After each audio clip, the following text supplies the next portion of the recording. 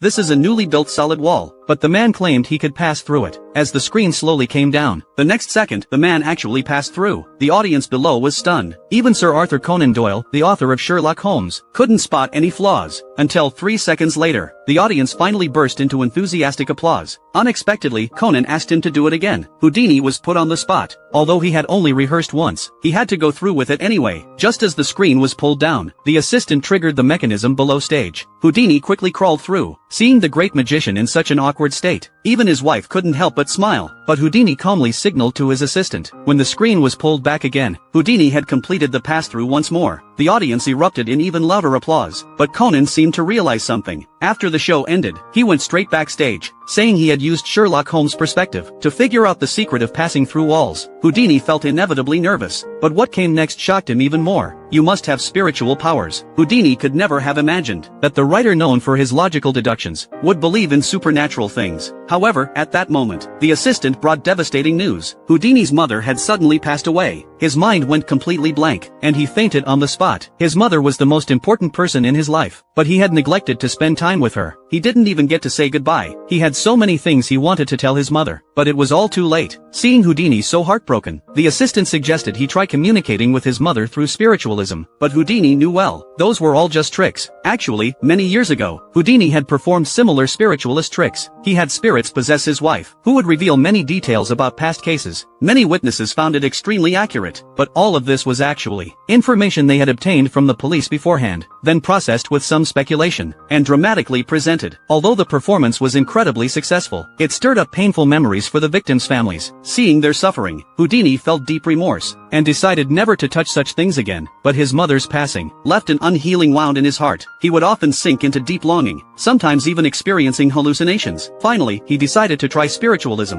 but those fraudulent charlatans only knew basic deceptive tricks. He went time after time with hope, only to return disappointed each time. He finally understood how the victims' families felt back then. His heart filled with anger and disappointment, so he began exposing these tricks to the media, openly challenging so-called medium organizations. But this also touched others' interests. There were always people watching his every move from the shadows. One day he met the Conan Doyles again. They knew about Houdini's skepticism towards spiritualism, so they decided to conduct a seance for him personally. And Mrs. Doyle's method was indeed different from others. She used a pen as a tool to communicate with spirits. As a ghostly wind blew by, Mother seemed to truly possess the lady's body. In that moment, Houdini truly felt his mother was right beside him. His eyes filled with tears. The endless longing in his heart finally found solace. But he had already noticed the discrepancies, because his mother couldn't speak English at all, and would never forget his birthday. Just in that moment, he simply wanted to feel his mother's care one more time.